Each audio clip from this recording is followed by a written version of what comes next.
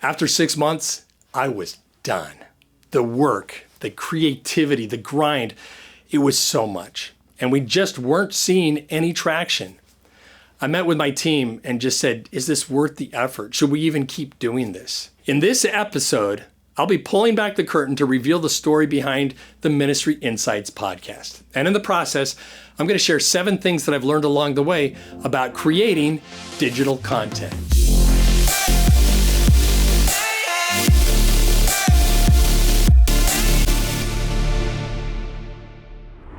Hello, Larry Witzel here with another Ministry Insight from SermonView. With this episode, we're starting our 2nd season of Ministry Insights. It's incredible to think about. We launched almost exactly a year ago, so whether it's your first time listening or this is your 53rd episode, I'm incredibly honored to spend these few minutes with you. If you find the podcast insightful, please take a moment to subscribe, leave a review, or share it with a colleague. In this episode, I want to take a moment to pull back the curtain and share the journey behind Ministry Insights. This podcast started with a simple question: how can I connect with more pastors in a sustainable, meaningful way? For years, we've been doing webinars at SermonView. These are great for deep dives on a particular topic, but we kept hearing from pastors that they wanted something more flexible, something that they could listen to while driving between hospital visits or heading to a Bible study. Pastors seem to love podcasts, and when it came to our training and educational content, we were not meeting them at this point of need. So at the end of 2023, we made the strategic decision to pivot from webinars to a podcast. But then that raised 2 big questions. What should that podcast look like? And how can I do it sustainably? I spent like 6 months thinking through that. What kind of format? What kind of content? I talked through ideas with my team. I talked to some of our pastors. What I landed on was this. I wanted a place to share not just what we're learning about evangelism, marketing, and digital ministry, but also to pour into the next generation of pastors with leadership lessons and personal growth insights from my own journey. I've reached a point in my career where I want to pass along the wisdom that I've gathered along the way. So I wanted to create something that felt like an older brother sharing his perspective, one short insight at a time. And that led to the first thing that I learned that I want to share. Clarify the problem that you're trying to solve, and then focus tightly on how you want to solve that problem. For Ministry Insights, I clarified 3 simple goals for the podcast. Every episode should do these 3 things. First, educate. Share a principle or a strategy or a tactic that you can apply to your ministry this week. Second, inspire. I want to energize you to actually put that idea into practice. And third, affirm. I want to be a recurring voice counteracting the criticism that pastors often receive, reminding you of your calling and your worth. That affirmation piece is so important to me. Pastors are constantly getting pushback from members. They carry the weight of these high expectations, often without the emotional support that they need. I want Ministry Insights to be a weekly encouragement, a voice that says you are not crazy, you're doing important work, keep going. And in fact, this concept is so important. I actually did a couple of episodes on it last January. There was another layer as well.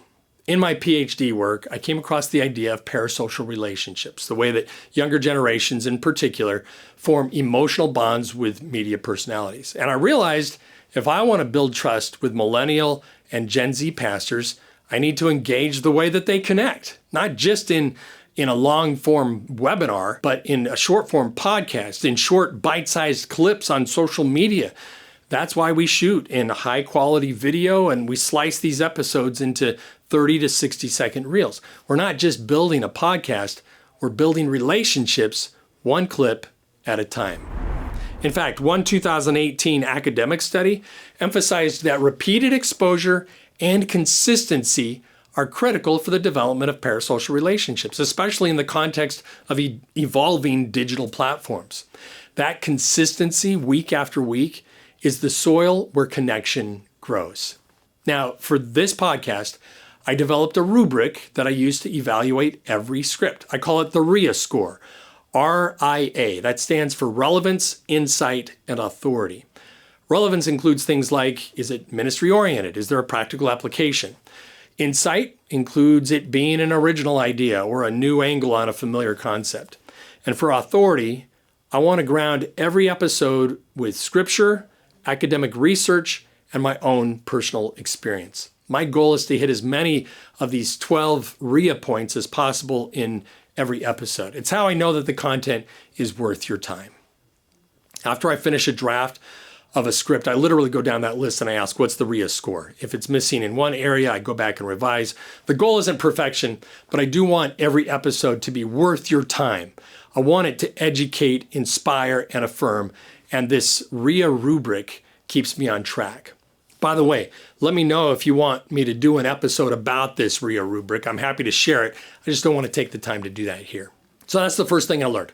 Clarify the problem that you're trying to solve and focus tightly on how you want to solve that problem.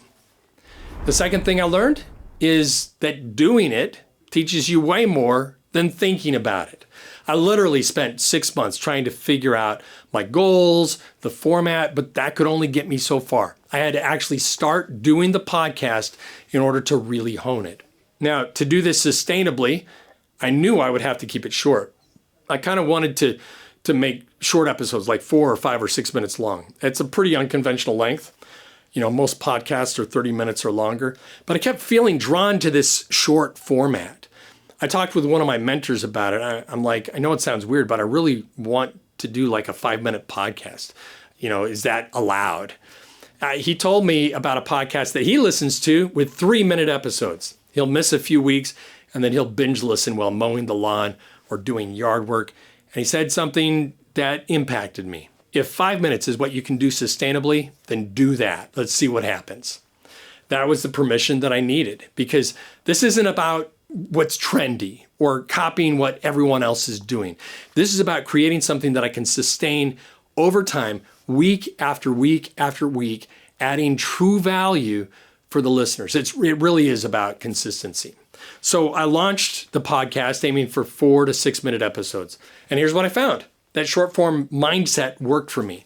It forced me to focus, to distill the idea, to stay disciplined. Now, over time, the episodes began to stretch a little, and today most episodes are closer to 8 or 9 minutes, but the philosophy hasn't changed. I want each episode to be a bite-sized, high-value insight, not a rambling monologue. Something that you can listen to while driving across town, something that fits into the rhythm of a pastor's week and delivers real clarity, not clutter. The third thing that I learned is to create systems to do this sustainably. This studio that you see, if you're watching on YouTube, this is my office, and I have a system for turning it into my podcast studio. I've got a cinema camera on a marked spot. Studio lights are in fixed positions. I can convert it from my workspace to a studio in about 10 minutes. We shoot in batches, usually 4 or 5 episodes in an afternoon. I change shirts between episodes to add visual distinction. I even have marks on the floor, so everything is positioned the same every time. And that consistency matters. I've got a bunch of checklists to ensure that I remember all the little details. I've got a checklist to set up the studio, close the curtain, turn on the lights, set up the logos on the screen behind me, that type of stuff. Another checklist is to set up the camera to make sure that the settings are all consistent. I've got another with steps to take before we start recording an episode. I set my phone to do not disturb. I pause Slack on my computer. I have what I put on the clap slate. The fourth thing that I learned is don't try to do this alone. A podcast is a ton of work. And while I may have the skills to do it all myself, it's just not sustainable with everything else that I do at SermonView. So I assembled a podcast team. Lori, our director of marketing, Gregory, our social media coordinator, and Kari, our video editor. After I write a script, we workshop it in our weekly content meeting. Then I shoot the episodes. Kari edits it himself, or he supervises another editor. And Gregory schedules the podcast as well as the social clips. It's working as a team that makes it sustainable. And that leads to the fifth thing that I've learned. Making a weekly podcast is a grind. There's no way around it. It's a ton of work and it feels nonstop. Like I mentioned, I'll shoot a month's worth of episodes all at once, but as soon as I finish recording, it's time to start scripting again. It's relentless.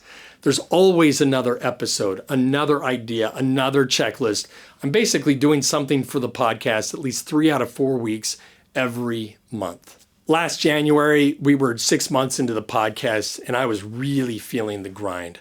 And at the end of one of our weekly podcast meetings, I asked the team, is this even worth it? It's so much work, and we have no traction. We're getting just a few dozen views each week on YouTube. The metrics are showing even fewer podcast downloads. Is it even worth the investment that we're making? And my team was so encouraging. We can't build traction if we stop after just 6 months. Plus, a few dozen views might feel like nothing in the context of digital content, but that's huge for us, way more than I could talk with individually in any given week. So they said, let's give it 2 years. Let's see if we can build traction, and then we'll make a decision about continuing. So obviously, we kept doing it. We're now a year into it. That leads to the 6th thing that I've learned, the importance of consistency. We said when we started, we're going to make the best podcast that we know how, whether there are 10 listeners or 10,000. And we've done that week after week, month after month. We've released episodes on this weekly cadence. Now, some episodes are definitely better than others, but I've come to realize that when it comes to a podcast and other digital content, excellence is less about releasing the perfect episode and more about dropping good enough episodes on a consistent cadence. Even when it feels like no one is listening, the regular rhythm builds trust. That's what fosters real engagement.